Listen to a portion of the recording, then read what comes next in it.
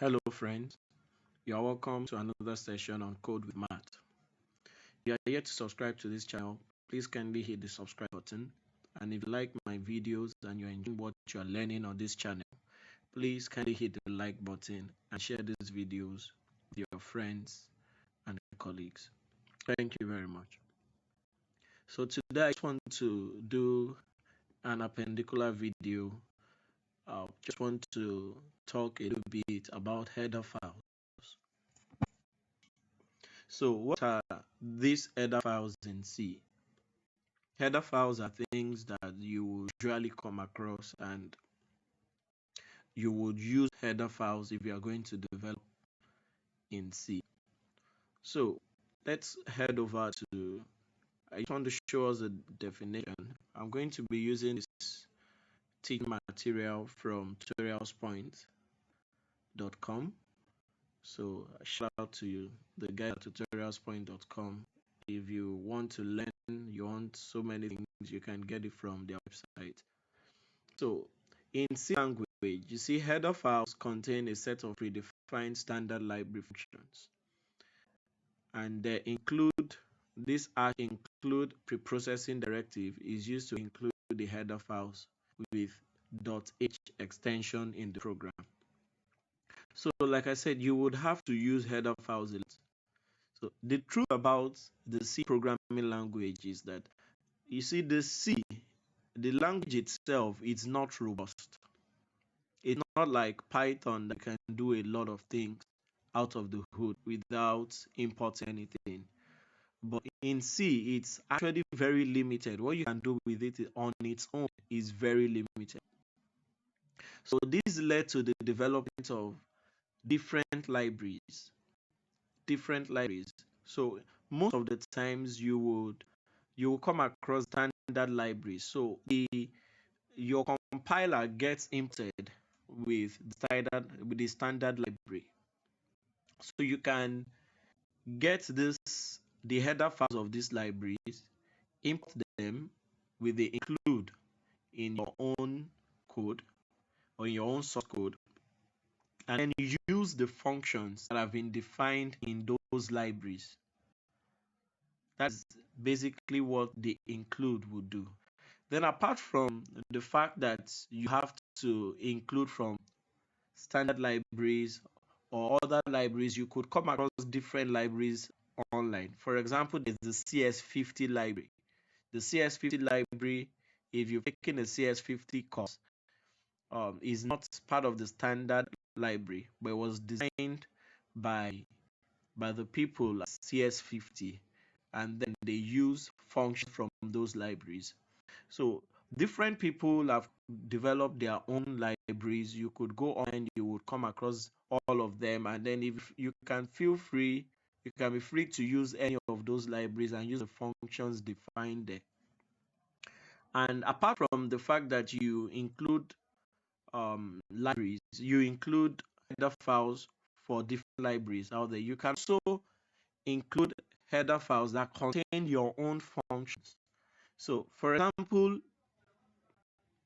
the include, it doesn't necessarily have to be that you are including header files. You can include a file that is outside of the present working file, and then it's just like as if everything in that file gets at the preprocessor, at the compiling, at the preprocessor stage of the compiling, everything in that file gets copied over into your present source code, into your present file, and then it becomes an elaborate or an expanded source code.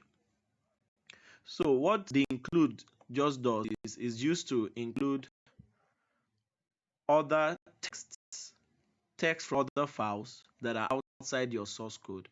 But in this situation, we're including header files, and those header files, they contain predefined standard library functions.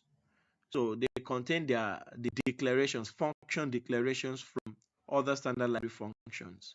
So for us to get a list of different standard libraries, different standard library header files out there, they actually a lot of them. So this is quite a few. So most of the times you will come in contact with the standard IO.H. And what standard IO.H does is it includes function declarations for input and output functions. So everything that has to do with input and output.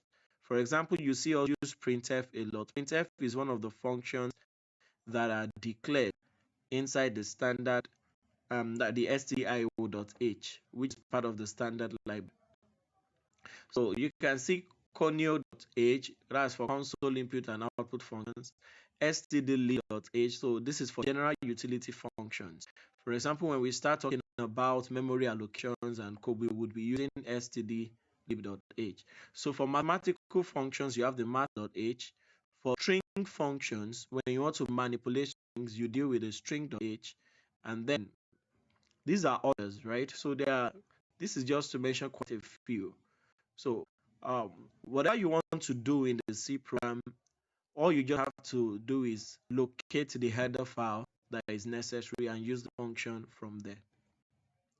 So let's head over to our VS Code.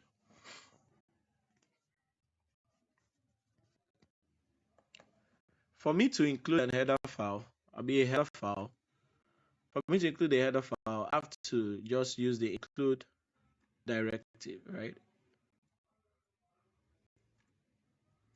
And then what I want to do is I want to include stdio.h.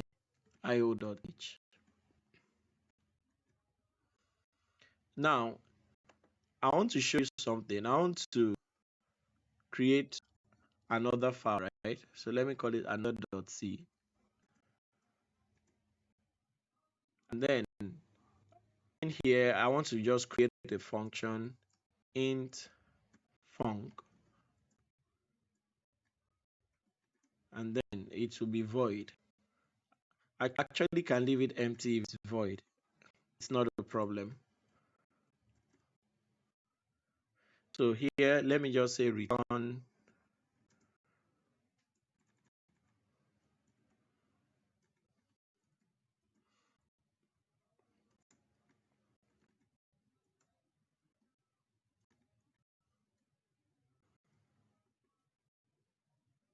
okay, so this function, what it just does is it returns 5. So if I come back into this headers.c and then I want to do, let me create my main function here, int main. So let me just put void here. I actually don't need to put the void. It will still compile well. So if I want to say, let me printf, right? And then my printf, I just want to print the return value of the function, the function that I created in the another file.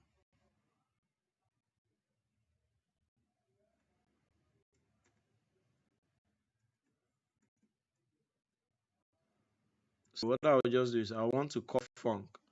Now you can see that I don't have access. I'm not seeing func here.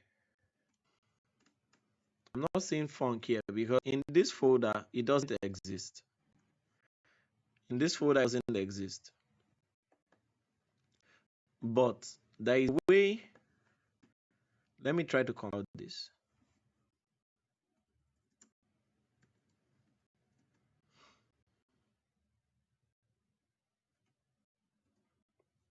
So let the output be H. So you see, so there is a warning, implicit declaration of function func, undefined reference func. So it cannot find it. But inside this folder, I have func. So what I can do is I can include. Then I just call the name of it. So in this case now, I don't need to use these angle brackets. So use the angle brackets when you're referring to a header file that is inside, that is part of the standard library. So in this case, now I want to just include this file. So the name of the file is another.c.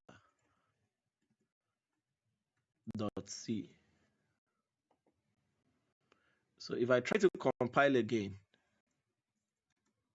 you see this time it compiles successfully, and if I run the code, I see 5 printed. So what has happened is that I've used the include directive to include the contents of this file.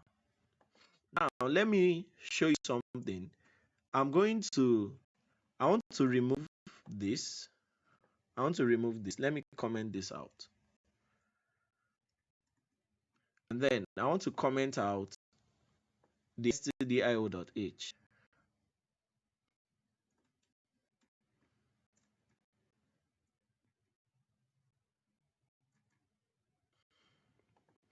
So I want to recompile, and then I want to use the flag for us to see what happens at the end of pre-processing, right? And that is the -e flag. I want to use that to compile, and then I want an output, and I'm going to call that output main, or let's call it header I. So you can see a new file is created here. Let's see the content of the file. So okay, all of this. Now I want to see this. You can see that now the function is added to this file. This function now gets added. This function is telling us here the location. So the location is where is in another.c. And then this is what is inside another.c. So this gets added to our function. This gets added to our source code. So that's what the include does. So if I put this back, and then let's put this back. So the include only copies everything that is inside this file that you specified into your code. That is why we have to do this for stdio.h. Let me do that. Let me rerun this. If you check this file, you will see a long list, so long. And then you begin to see different type definitions, type def. So you see a whole lot of other things join your function, join your source code. They join your source code. So if we keep on going down, we will see different functions. They are the different function definitions there. You can see fseek. So all of these are different definitions of functions. This get line. So these are the different functions that are in the standard input and output library. So you can see them, right? You can see them.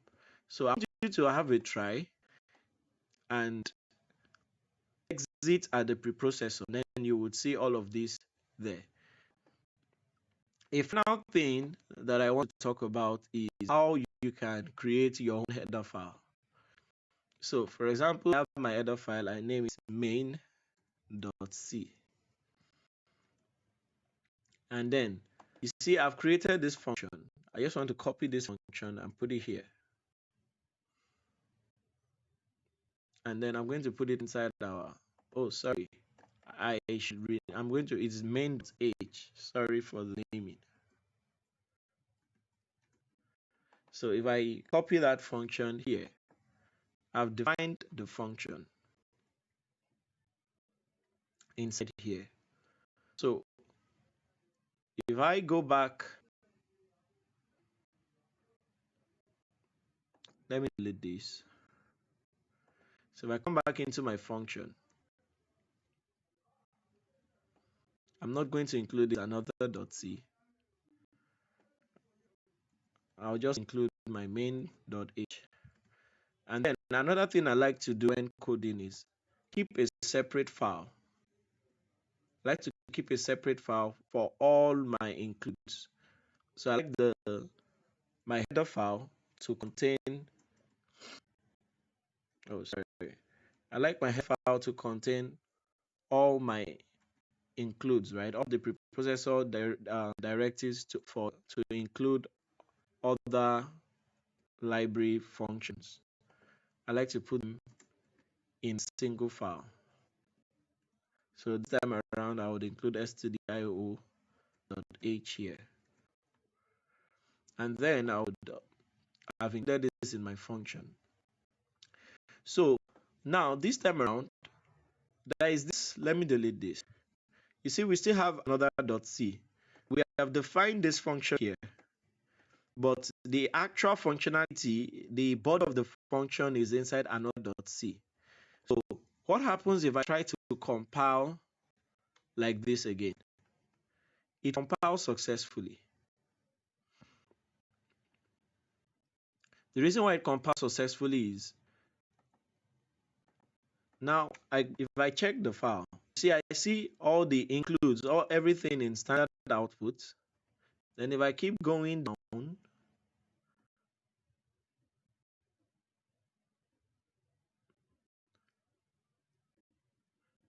it's so large, right?